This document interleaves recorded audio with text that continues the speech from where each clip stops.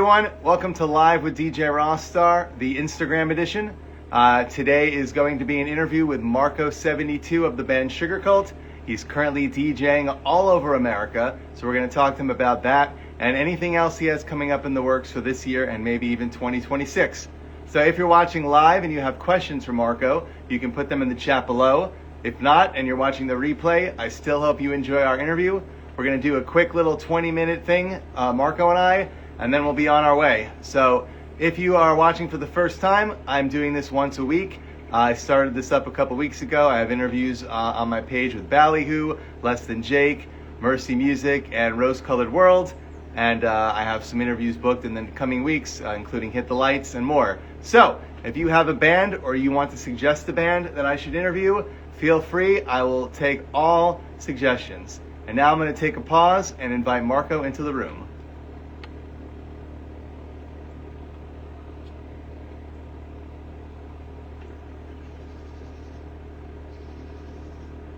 We're waiting for Marko. Suspense builds. It's going to be good. And thank you all for watching. Hope you enjoy it. It's a nice day here in Austin, only 87 degrees, so I probably won't die of heat in the next 20 minutes. I think we'll be good. So once Marko comes in the chat, we'll be ready to go. So we're just waiting for him to pop on in, and we'll get going here. And there really is no time limit because we're not bound by any restrictions. So we're just building suspense, right? The Dreaming Insomniacs. What's up, Ben Whitkins, Lights Resolve, Jason Knotts. Got Steve Sievers up in here. We got Giggling Jacks up in here. We're all here hanging out. We're just waiting for the man of the hour, Marko72. We got Matt in real life in the chat. Hey, Matt, what's up, man? Good to see you also. Still waiting for Marko to pop in. I guess he's on Rossstar time. 11 minutes behind schedule, but I know he's going to give us a good interview, as he's done on my show for years and years that have gone by. So we're still waiting on Marko. The whole gang is in the chat but him. So let's see where he is at. Marko72. Enter. Hey, baby Huey, what's up, man? Good to see you. We're about to interview Marko from Sugarcult. Thanks for joining. Just waiting for Marko to pop in the room. Steve Sears is here. Yeah, the whole gang. He might be stuck in America. You're right. But yeah, we have been communicating the last few minutes, so I know he's here. So we're just waiting for him to pop on in. Not sure if he's done an Instagram Live before, but there he is. All right, Marko, I'm going to invite you in, man. Here we go. Actually, I think you have to request to join. So, Marko, can you request to join me on the video chat? That's how it works up in here. Hey, Dave. Hey, Dark City Dan. Good to see you guys. Yeah, so we're going to be live with Marko in a couple minutes, or seconds, really. We just need Marko to request to go live with me, and that's all we need to do. So, here we go.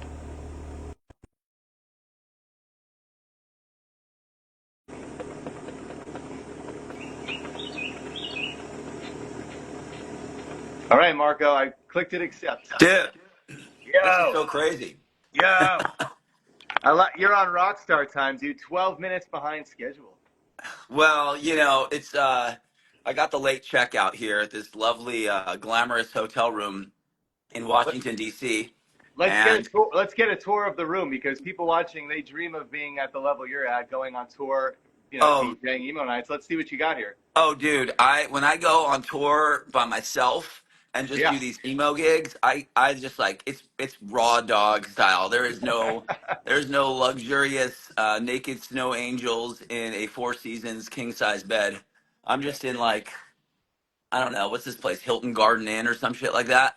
Do you do a And bed? Do you do a bed bug check, or have you ever done a bed bug check no, on I don't yourself? care. I'll sleep on anything.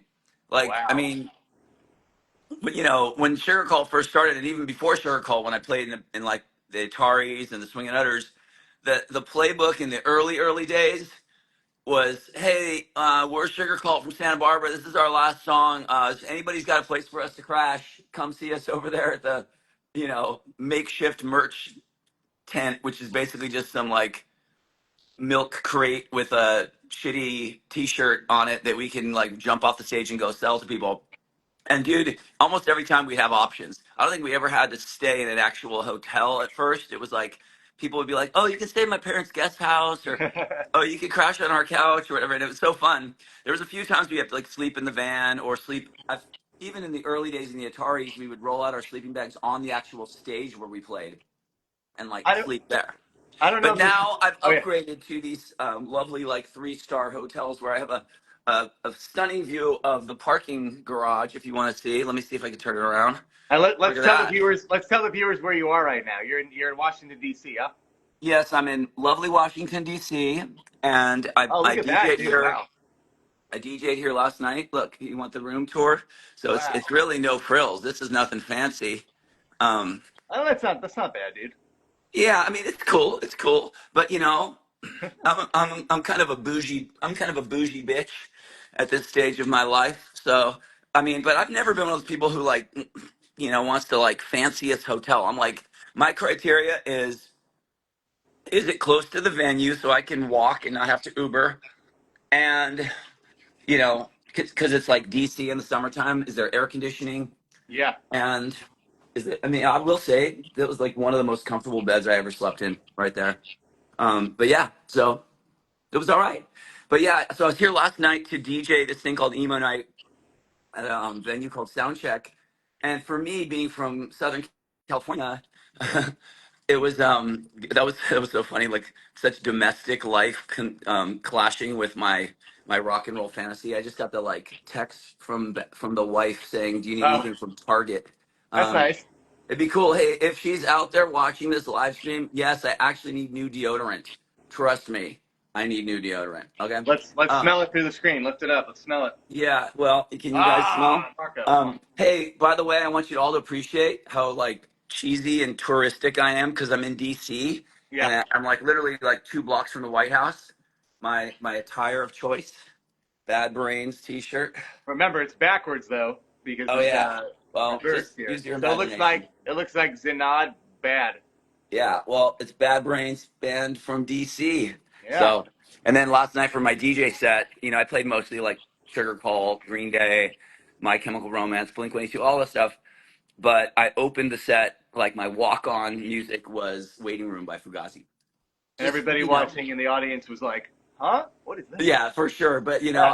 I'm still the like I'm still gonna sneak the broccoli in with the mac and cheese. I'm gonna get those nutrients into you kids one way or another if you give me a stage. No, it was I think super that's fun great, here. dude. I feel like I lost my voice. I was screaming on the microphone. At first I got there and it was kind of mellow, and they told me I was going on at 12. And I was like, oh my God, this is gonna be a bust on a Thursday night. And dude, it got packed and people just were raging. We ended up going an extra like 40 minutes on my set. It was super fun. So what do they do before you go on it? There's like a bunch of bands that play. Sometimes there's bands, sometimes there's just other DJs, it's just kind of a night out. Like tonight, I'm actually flying to Atlanta and I'm doing the one there at a place called the Masquerade. So if anyone's watching this and they're from Atlanta, Go. or they're in Atlanta, come see me tonight. It's going to be awesome at Masquerade. So Sugarcult used to play there all the time. do you do the same set every night? So if somebody comes to multiple shows this summer, they'll hear the exact same set. No, I always mix it up. I mean, there's like a few like I kind of have it structured like it's kind of like when you're in a band playing a show. Like you have your set list. There's like the certain like must plays, but then you have like some flexibility. You always have to read the crowd. Yeah. And this is one thing I'll say. For better. Sorry, I totally lost my voice. I will say for better or for worse, one thing Sugar Cult and that always did is we never played to tracks, and not to knock any bands that do that, but I feel like I mean I might be a little bit old fashioned, but like I feel like in order for it to feel like a live experience, a truly live experience, Yeah. you need to allow for something live to happen. It can't otherwise it just kind of becomes this like it's you might as well just run a video of it, and sit on a couch and wave to people. I like to feel like it's in the moment. I never really plan more than a song at a time. It's kind of just like, let's go, and I mean, I get that it's kind of efficient sometimes to have the structure, and I know what I'm going to open with and close with, and what I'm probably going to play in the middle. But I like to feel the crowd out and read the moment, Yeah. and that just makes it more fun. We used to do that in the band too. We'd have a set list, but we'd have a few places in the set where we could call audibles and do some like if the crowd was really fun, we'd like break away from what we were planning on doing and just not like the stock banter that you say every single night the same way. It's just, Yeah. you can't. I mean, this is one thing about like maybe I'm a little bit old fashioned, but like I just still believe that rock and roll was not meant to be done in the missionary position. Rock and roll is supposed to be a little bit rough around the edges, a little bit dangerous, a little bit fun and wild, and that's what keeps it rock and roll, and that's what we all are. I mean, we're all branches on this old tree called rock and roll. I love how into this you're getting. I've seen photos of you hanging from the rafters at different venues and just enjoying life, and I love to see that, man. Because some DJs, I feel like they're just standing there and going through the motions, but you're doing like a whole live performance piece with the tunes. Well, it's just, it feels, thank you. I mean, for me, it's just, again, it's just my kind of personal kind of ethic about if you're going to have a chance to get on stage and express yourself in some way, whether you're playing guitar or singing a song or, push and play on a electronic device or even just grabbing a microphone and talking to a room full of people, I Yeah. feel like you've got to put some, you got to put some like something into it. Otherwise, I don't know. I just think people are bored. People are bored of the same old shit. And what happens is a lot of people just see the person in front of them. They go, I guess that's the way you're supposed to be because that's the way that guy is. And they Yeah. just like, and I'm just kind of like, I don't know. I like to give people permission to get rad. Like you get on stage and you're like, yeah, I could just be some guy up here and just phone it in and push play and stand there and be the guy from Sugarcult, or I can like, you know, suddenly turn your Thursday night into like some rad night you're gonna go, the next day and tell all your friends about. Like, dude, it was so crazy. It was like we were just about to leave, and then this guy got on stage, and it got all fucking fun. We ended up ordering another round of drinks. Like, I just want it to be fun. Like, I mean, everyone works hard. Everyone's hanging out in this fucking crazy world right now. You gotta have a chance to have a release, but it's fun. And also it feels really awkward if you just stand there and push Yeah. play and wave at people. Like, I want to fucking get into it. Now, I've seen some other emo night DJs and they sing along to the music. Do you do that as well, or do you let the music, speak for itself? Well, I try to be with emo night. I try to get into the idea that it's about the audience, and you're just sort of the energy center, trying to like get everybody, sort of hyped up and into Yeah, it. yeah. So I'll bring the mic out and I'll put the mic, in people's faces, and then I'll pull people up on stage. Like last night, I got about 5 girls up on this like little mini stage they had, and handed them microphones, and they were singing along to "Misery Business" by Paramore. That's so fun. And I'll like pull the volume down and have the crowd sing like last night we did American Idiot, and I gave this whole talk about how we're like 3 blocks away from the White House, and we played here in DC 20 years ago with this band, and I was really hoping that 20 years would go by and this song wouldn't be so goddamn relevant, but unfortunately it's really relevant, so let's send this song out to people down the street. And the Wow. crowd got super fucking into it, and they sang almost the whole thing. I like literally didn't even, I think it was like 50% Green Day, 50% the crowd of people. That's It so was cool. fun. Are there Yeah. any songs that, at the beginning of your DJing, you really thought were going to hit big with the crowd and it just kind of fell flat that surprised you? um Maybe like more of a rare song from an artist so people kind of didn't really know how to get into it? yeah, I mean, sometimes if you that's the other thing about these. That's hold on one second. I'm gonna make sure I posted this on my thing. How do I do that? I Do I think I just think it goes live at the same time.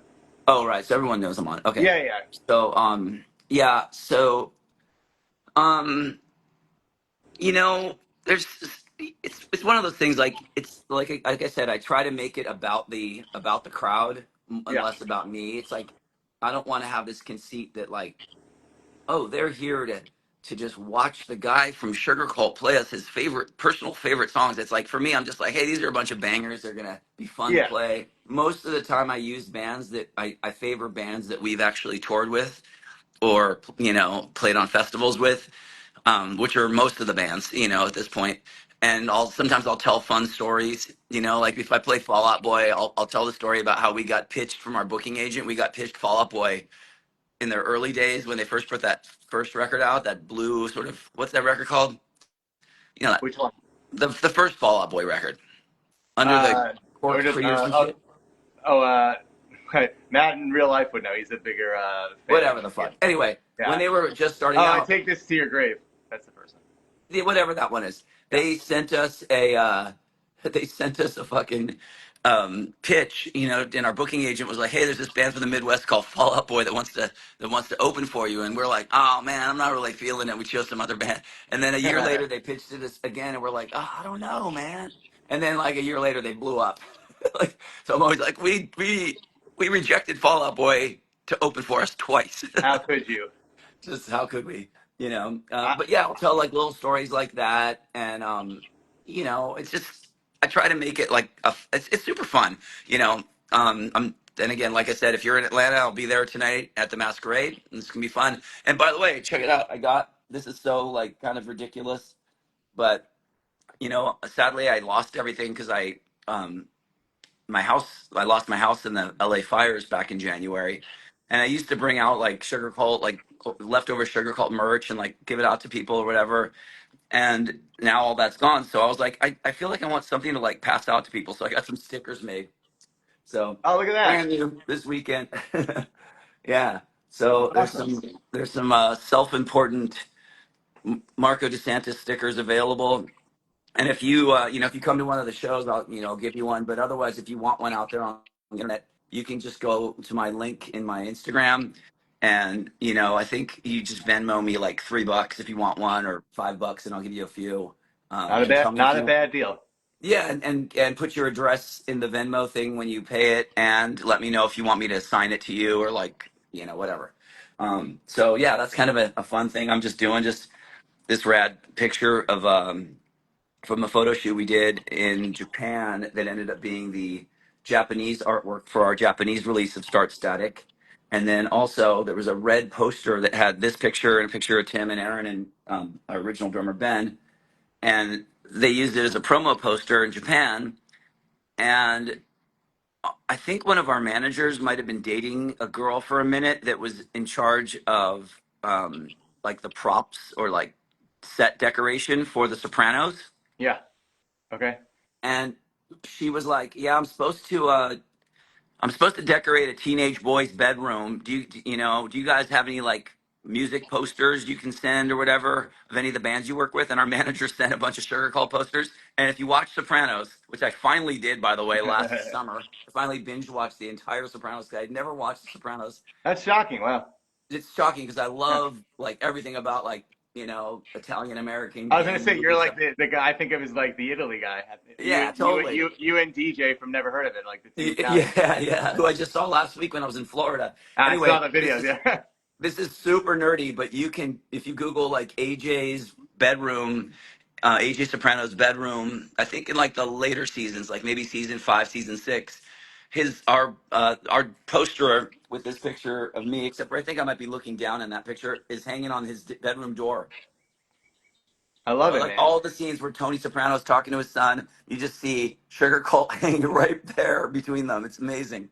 It's And cool to see things like later in life too, that you didn't know about when they were, I guess, originally released. Sometimes I'll find videos or pictures of myself from interviews like 15 years ago, and I had never seen it until like a month oh, ago.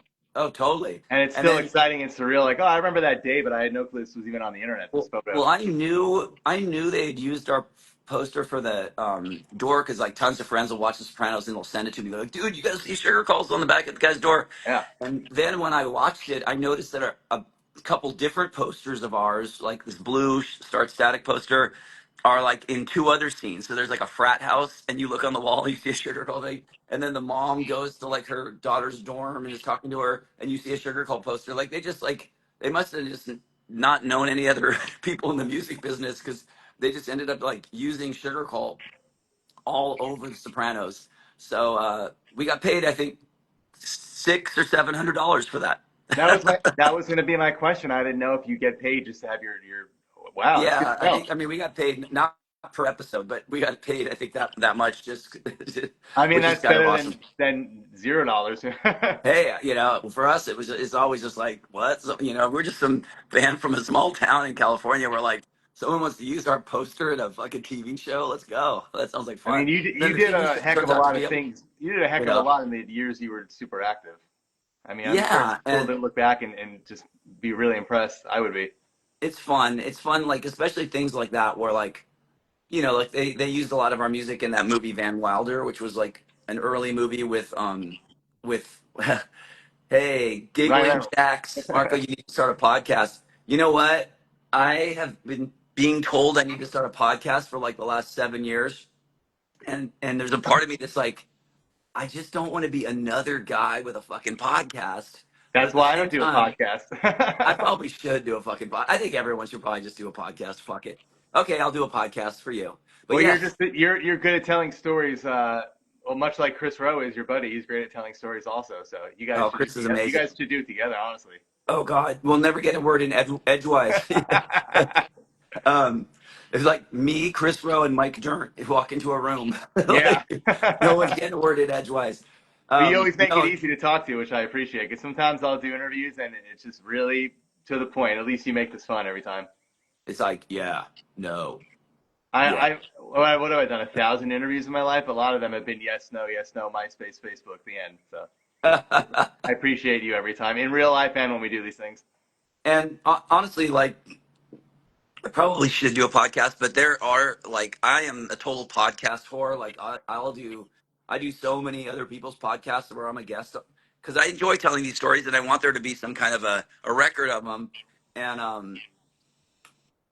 so if you just like Google my name on like wherever you get podcasts, you'll a bunch of episodes will come up of ones that I've done, and you can listen to them. Just to sort of tide you over until I start a Did podcast. you do Krista Makes a Podcast? That would be a great one for you if not. Dude, I would love to. I like I don't know him too well, but I know him enough to like when I see him we give each other a hug. But I should reach out to him. That'd be fun. But I I always feel feel like weird I'm like surprised he hasn't myself. reached out to you already because he's been going through the whole pop punk world. Yeah, I still need I'd like to do his one and I'd like to do one of the ones I think is really great is Toby from H2O, Toby Morse. He Hmm? does a podcast. I can't remember. Maybe it might be called One Life, One Chance. But Yeah, I think so. yeah. Anyway, I would love to be on his. I think he's gotten really good at interviewing people. But yeah, um, someone Let them look it know up. ahead of time. Hey, I like to talk a lot. Just letting you know. Clear your next 4 hours for your podcast. Yeah. So let's go over the rest of the summer before we wrap things up. You're not stopping tonight in Atlanta. You keep it going. Where are you going after that? Yeah, I booked myself up this summer. I do Atlanta tomorrow, and then I go back home, and um, what else is going on? I know next Friday I'm DJing in Los Angeles, but still secret. Okay. That's Um, not the Redwood show. That's something else. no, it's something else. It's at another venue, Okay. and but I'm not supposed to tell anybody. So Okay. Well, it's a big question mark. DM me and I'll tell you. Okay. Um, I'm gonna DM you. I want to know. I don't even live there. and then and then the next night I'm actually gonna play in my friend's band from the '90s. They're a great band called Ride L High, and the singer grew up with the singer Weezer, and they like moved out to LA together in a band, and then they all broke off and formed their own bands. And one guy, Rivers, formed Weezer, and the other guy, Kevin, formed a band called Lunchbox, which eventually mutated into Rydell High. And before Sugarcult, me and my friend Joey Cape from the band Lagwagon used to have an indie label, and we put out some bands that we liked just from our, scene of friends, and we put out this band called Nerf Herder, and they ended up getting really big. So it was Oh kind of yeah. this wild, like, sometimes you get beginner's luck. First thing we put out was Nerf Herder, and it became huge.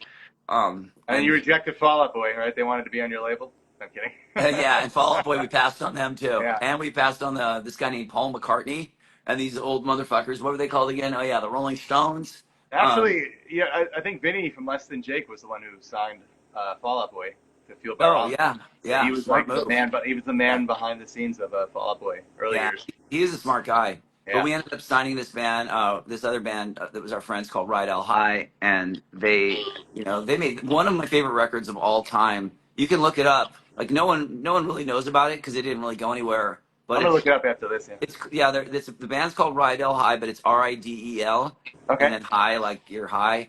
Um, and then the record's called Emotional Roller Coaster, and Good name.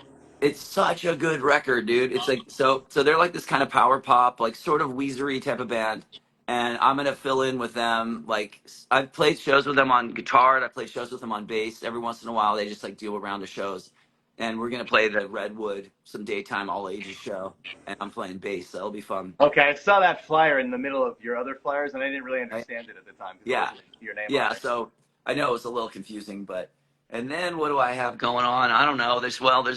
There's other stuff that I'm not really. I don't want to jinx by talking about it, but there's hopefully some sugar cult related stuff coming up in Well, what people have been 2026. asking you about since the last reunion show in 2011 that I actually got to go to, Chain Reaction? Yeah, yeah. I mean, Every I'm day just since then, they probably asked you about it. trying to find a way because I know that there's so much love out there and we feel it, by the way. If anyone's listening, we see you and we feel you and we appreciate you. Like, I mean, we're still like people listen to us on Spotify and Apple Music and all that shit, and you can see those numbers and you're like, fuck man, these people still love Sugar Cult. And And new people that's, probably also discover you on TikTok too. oh, for sure. And it's like it's a it's just not from like an egocentric way, but just like it's just amazing, it's amazing when you can make up some songs with your friends and put them out to the world and then have it like you know reverberate in people's lives even after you stop being an active band. Yeah. So I wish there was. I'm trying to find, other than this DJing, like some dignified way that we can celebrate Sugar Cult within the within the um, parameters of what we are able to do, because unfortunately, like, there's some guys in the band that just can't do it. They just can no longer do it for like various reasons. So we'll see. It'll probably be, if we do something Sugar Cult, it'll be a you know I was going to it'll be say that's sad, but there is one guy besides you that has to do it, or else it might be a, a little awkward. yeah. I mean, it's a difficult thing, but it's been almost 14 years since we played a show, Yeah, I was there. Me so and Matt in real life was watching. We were there. yeah, so we'll see what happens. Perfect is the enemy of good. But I love, and my friend Jason Ott, who's watching, we talk about this all the time.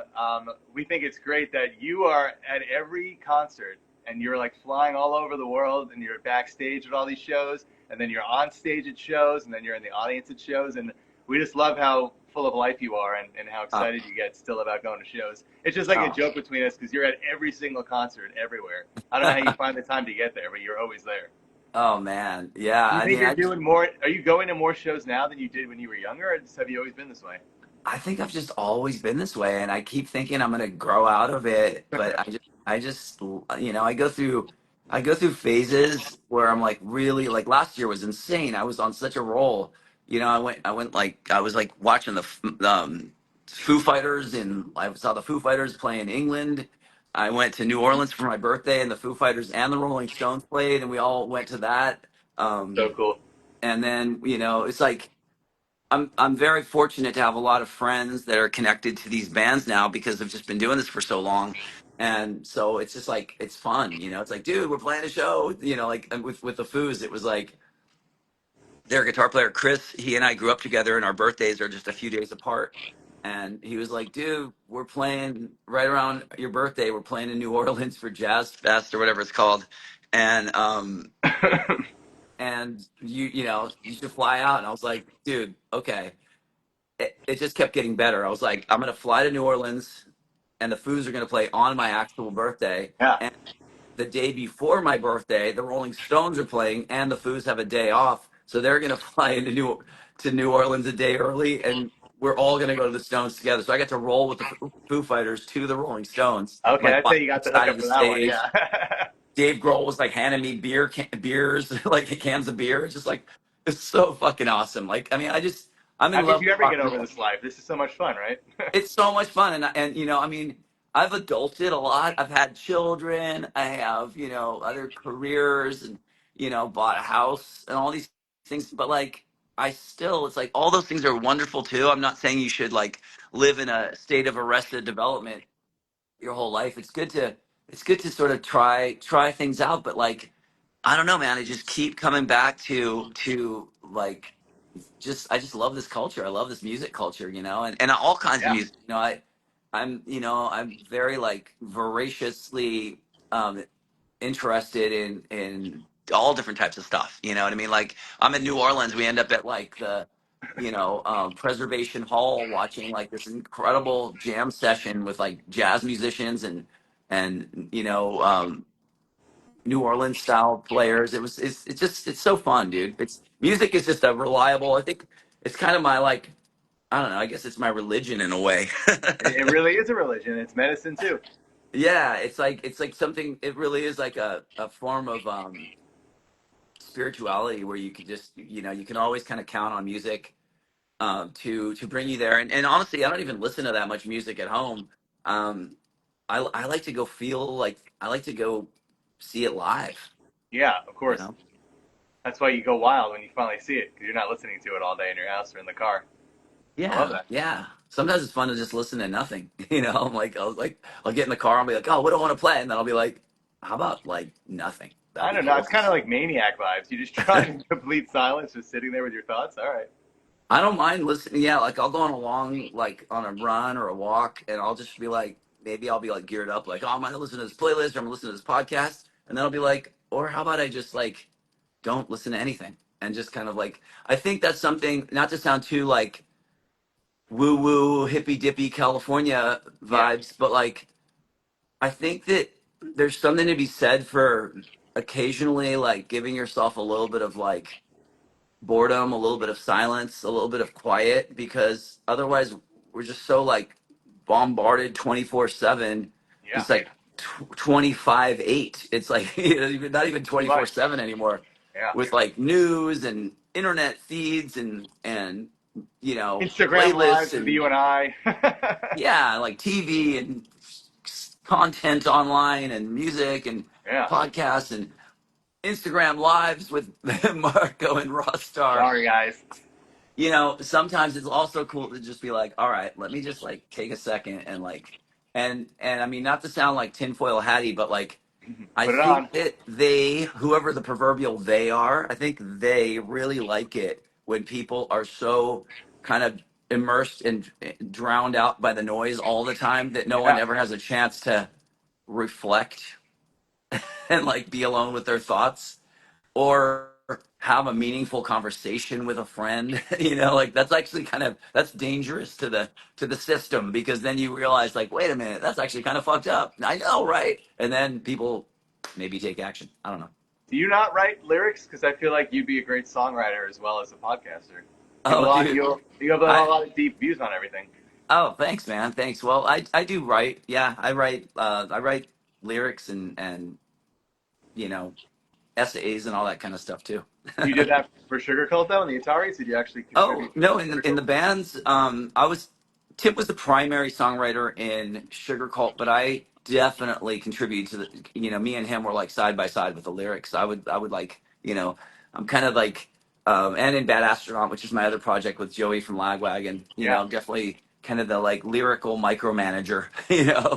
I was like in Bad Astronaut, they used to tease me and say that I'm. If you look on the first album, it says Marko DeSantis bass, because I played bass in that band, and lemonade, because I'd always say like I want to turn the lemon into lemonade, and I Yeah. want to turn. If you give me a lemon, I'll turn it into lemonade, and if you give me lemonade, I'll turn it into pink lemonade. Just like I want to make something just a little bit extra, a little bit better, if I love possible. that. Yeah. And the Ataris. I mean, you weren't in there very long, but Chris is The also a Atari's out. fantastic writer. Yeah, I mean, it was early on when Chris first moved out to California, because he was playing with, Derek Plord was playing drums, and Derek, who was originally from Lagwagon, he and I had grown up in the same neighborhood. Actually, like played in our first punk band together when we were kids. We were like little neighborhood children with skateboards trying to figure out how to play music.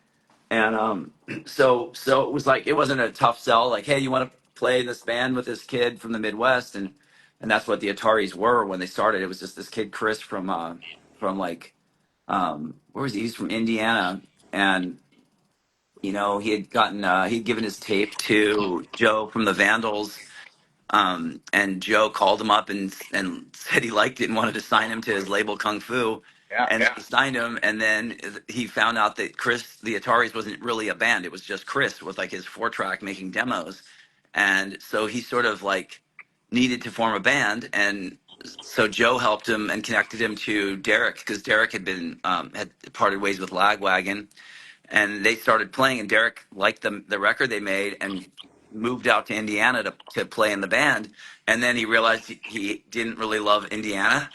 You Yeah. know, he was like, if you want to keep playing with me, I'm moving back to Santa Barbara. So of course Chris was like, okay, and just like grabbed his Why backpack. not? Yeah. You know, I'm sure you've heard the story. And I met him the day he moved to Santa Barbara at a show. It was a Mad Caddies and this band called The Other, which was an offshoot of RKL, playing in a park. And I see this kid, and he's like, "Hey, dude, Derek says you play music. You want to play in a band with me? We got a tour lined up with No Use for Name." Shout out Tony Heck Sly. yeah. Yesterday was Tony Sly Day.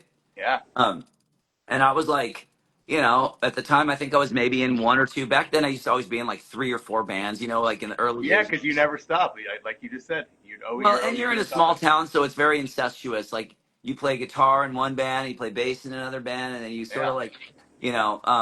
And so I did it just because the idea of going on tour and playing with Derek seemed like fun, and we ended up playing for a while. But it was on that first record, and it was, we were held together by duct tape. There was we were like I said, sleeping on floors, and kind of coasting the van down hills because to save gas. Like it was very punk rock, and we played Gilman Street, which was amazing. Awesome.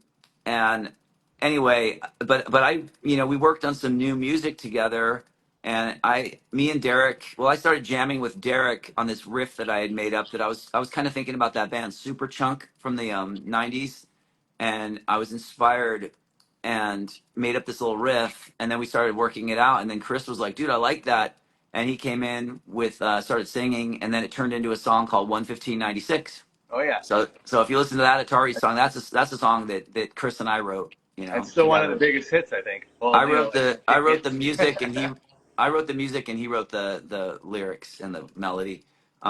Yeah. But He still plays it pretty much all the time, so it's great. Yeah, yeah. So it's been a long, wild ride, and I'm still having fun with it. And Never stop, dude. well, I mean, like I said, there's no reason to stop as long as you're doing something that feels fulfilling and meaningful. But like I said, it's also important to take detours, take breaks, take the scenic route in life. Yeah, sure. Try other things. Raise a couple kids. Try some other career things, DJ and emo nights. DJ and emo nights. Actually, a lot of what I do is I actually, no one really knows this 'cause I don't talk about it in public, but like I I know actually what you do. teach music business and Yeah, yeah. songwriting at a couple music colleges, and I do it like I also do it privately. I'll do like artist coaching and stuff like that. Love it. So I just to me it's all connected to the same source. Whether I'm DJing or I'm playing on stage, or I'm making a record, or I'm giving a talk to a classroom, or I'm doing your Instagram live. It's all about like Woo. just connecting with people, hopefully inspiring people, um, and just trying to cleverly, tastefully avoid the pitfalls of just like Normal. mainstream life. You know what I Yeah, mean? Like I daily got routine. I got nothing against like following the rules every once in a while, but like I don't want to just be a rebel for the sake of being a rebel. But like Yeah. I think people just fall into this like, fuck it, let's just be like everybody else. And it's like, I No. don't know, I just look at it, it's like, dude, this is such a fucking party. Like we get to exist on this fucking like planet and do stuff. Like let's get Yeah. rad. Like Do it all. so. And I'm lucky because I grew up around a lot of really inspiring people. My own mom was like a person who grew up in a working class family, and then ended up like becoming like well known in her field of being, and she was a modern dance performer and choreographer. Oh, that's nice. Some of my friends growing up in the like punk rock scene, like Joe Sib, this great Yeah. friend of mine, and he's like, he was in a band, he started a label, now he's like a stand-up comedian. And it's like people that just have this like lust for life and just go for it. It's like they're so attractive to me, you know. That was one of the coolest things that ever happened to me. Was Joe had me on his Complete Control show one time to talk about Oh my no own shit. show. Yeah, That's rad. Oh my god. I wish they had recording back then. Like no one recorded anything really, so there's no like I know. recording of that. But I know I did it because I lived it. So let's That's go down the awesome. list. Let's go down the list, I guess, before we take off here. Okay. Let's recap. So tonight you are DJing Atlanta at the Yes. Masquerade Emo Nights. Yes. Then you're going back to California. You're playing next Friday at question mark question mark question mark. Yeah. And then the next day, Saturday the 9th, that's the Redwood show. DJing? Or no, that's where you're filling in on bass, right? For the band from the 90s. Ride L High, yeah, and definitely check out Ride L High. And then I think after that there was nothing else that you had on your um, house, right?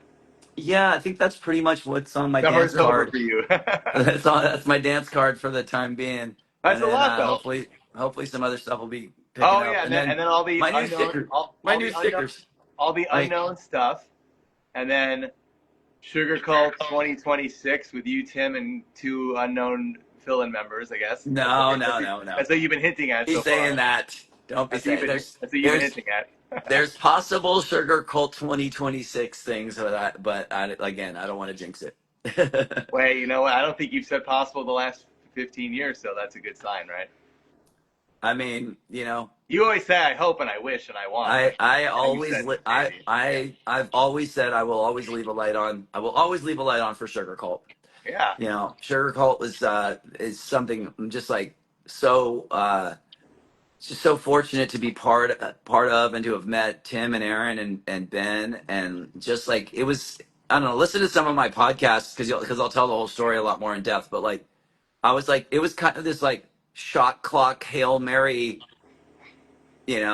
thing where like I had been playing in other bands for years, and then I just met these guys, and I was like just about to hang up my cleats, and I was like, okay, fuck it, and like I said, I was mostly playing bass before. I started out on guitar, but then I was playing bass in bands for years.